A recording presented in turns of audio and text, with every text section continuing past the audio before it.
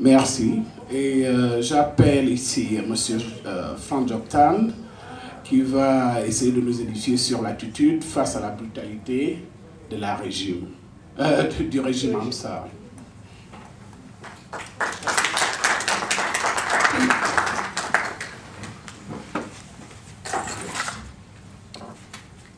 Gabonais, Gabonaises, les amis du Gabon, je vous remercie d'être présents ici. J'aimerais aussi pouvoir remercier ceux qui ont participé à cette réunion et remercier ceux qui ont mis des efforts pour que cette réunion puisse être possible. Je suis heureux de me trouver parmi vous ce soir. Heureux afin de pouvoir apporter ma voix et de pouvoir parler avec vous à propos de notre pays, le Gabon. Cependant, ce soir, j'aimerais pouvoir parler librement.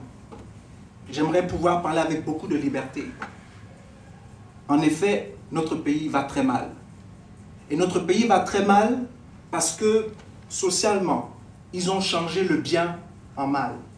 Ils ont introduit dans nos mœurs des perversions qui n'étaient même pas gabonaises au départ. Politiquement, Ali Bongo a pris le pouvoir en le volant. Mais il s'est hissé au pouvoir avec la complicité de certains Gabonais. Nous devons le savoir.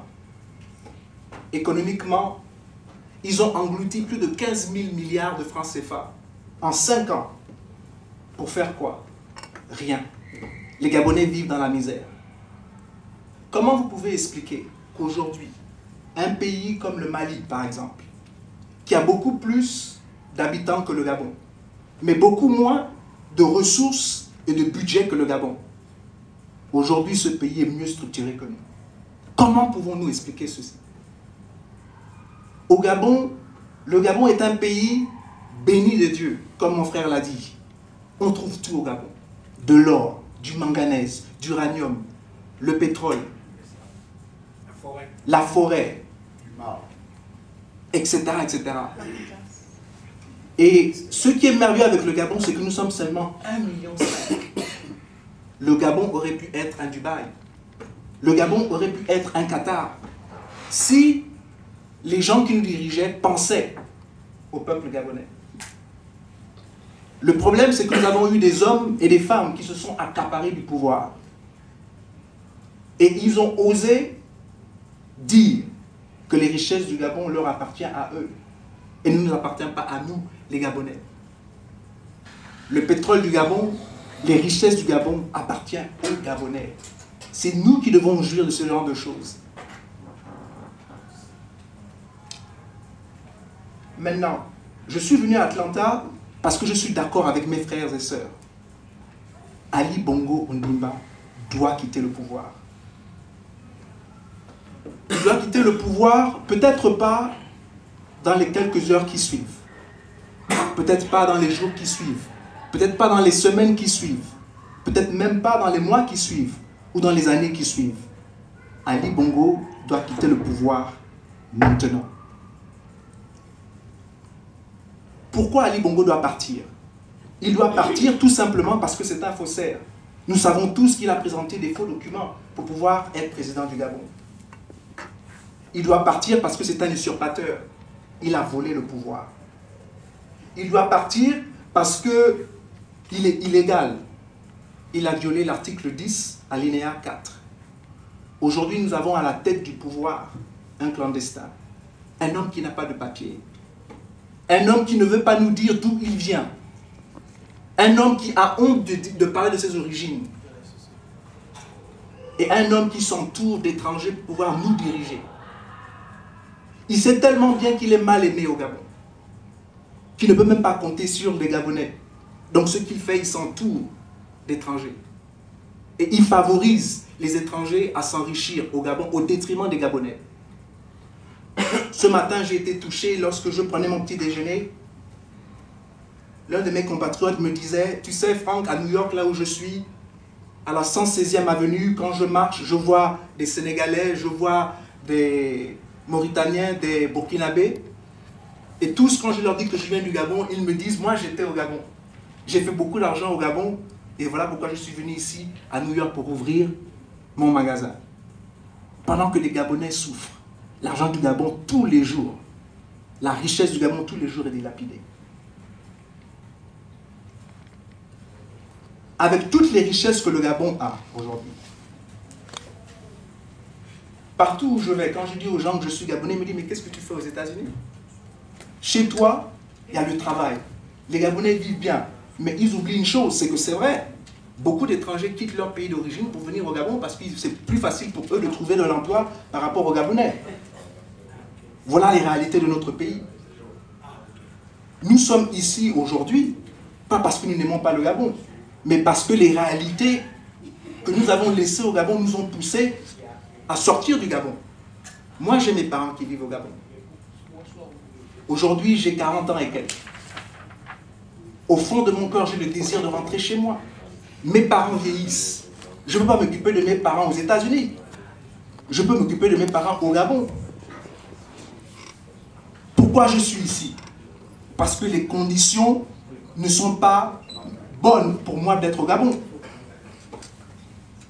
Quel est ce pays où on veut que tout le monde pense de la même manière? Le fait que je m'oppose au régime, on ne me permettra pas de travailler au Gabon. Le fait que je ne suis pas franc-maçon, on ne veut pas me donner du boulot au Gabon.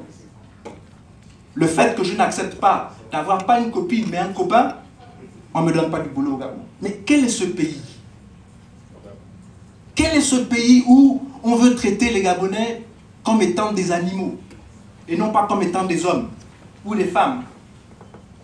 Mais nous avons décidé de vivre comme des hommes. Nous avons décidé de libérer notre pays. Nous avons décidé de faire du Gabon ce que le Gabon doit être. Non pas pour un petit groupe de personnes, mais pour tous les Gabonais. Je ne vais pas être très long non plus ce soir, mais j'aimerais vous rappeler ceci. Nous avons la responsabilité de libérer notre nation. Nous avons la responsabilité de tout faire pour que le régime d'Ali Bongo Ondimba tombe. Aujourd'hui, nous savons tous que Ali est illégal. Nous savons tous qu'il a usurpé le pouvoir. Nous savons tous qu'il abuse du pouvoir. Comment pouvez-vous expliquer que lorsque les Gabonais se lèvent et qu'ils demandent de leur liberté, même ceux qui ne participent pas aux marches, on rentre chez eux et on les brutalise, on les viole, on arrête des étudiants, que l'on sodomise en prison? Mais quel est ce genre de pays? Et personne n'en parle. Comment pouvez-vous expliquer qu'il y a des crimes rituels, mais jusqu'à présent, personne ne va en prison? On coupe les Gabonais en petits morceaux, mais personne ne va en prison.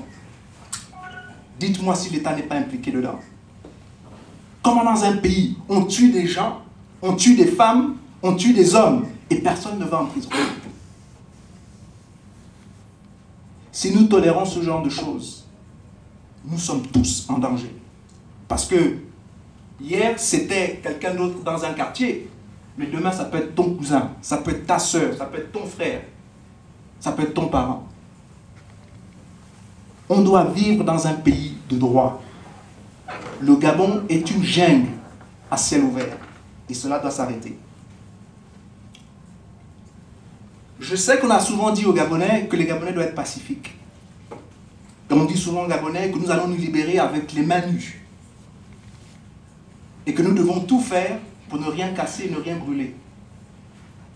En principe, je suis d'accord avec ces choses. Je ne dis pas que nous devons aller et agresser. Je ne dis pas que nous devons aller et détruire. Je ne dis pas que nous devons aller et brûler.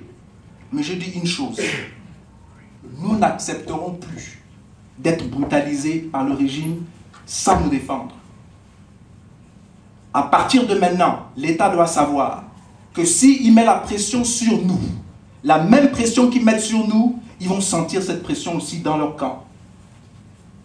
C'est trop facile que c'est seulement les Gabonais qui souffrent. Ils nous infligent la souffrance. À partir de maintenant, nous allons partager équitablement cette souffrance. C'est notre droit divin. Nous avons le droit de nous défendre. Et je suis convaincu aujourd'hui qu'on nous brutalise. Pourquoi? Parce qu'ils sont convaincus que personne ne va répondre.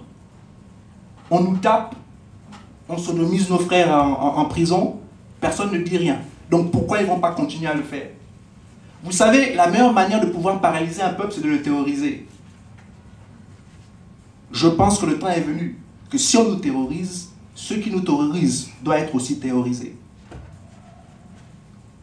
Donc si nous aimons le Gabon, et je pense qu'on aime le Gabon, voilà pourquoi vous êtes ici présents, nous devons nous battre pour un idéal.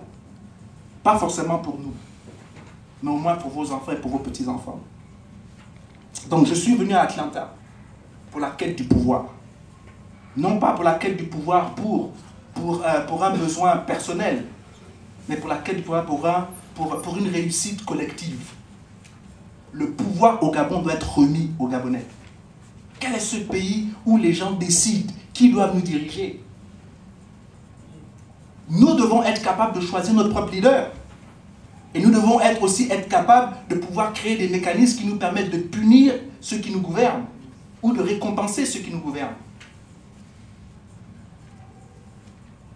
On a demandé la conférence nationale souveraine il y a de cela environ 5 ans. Ali Bongo l'a refusé.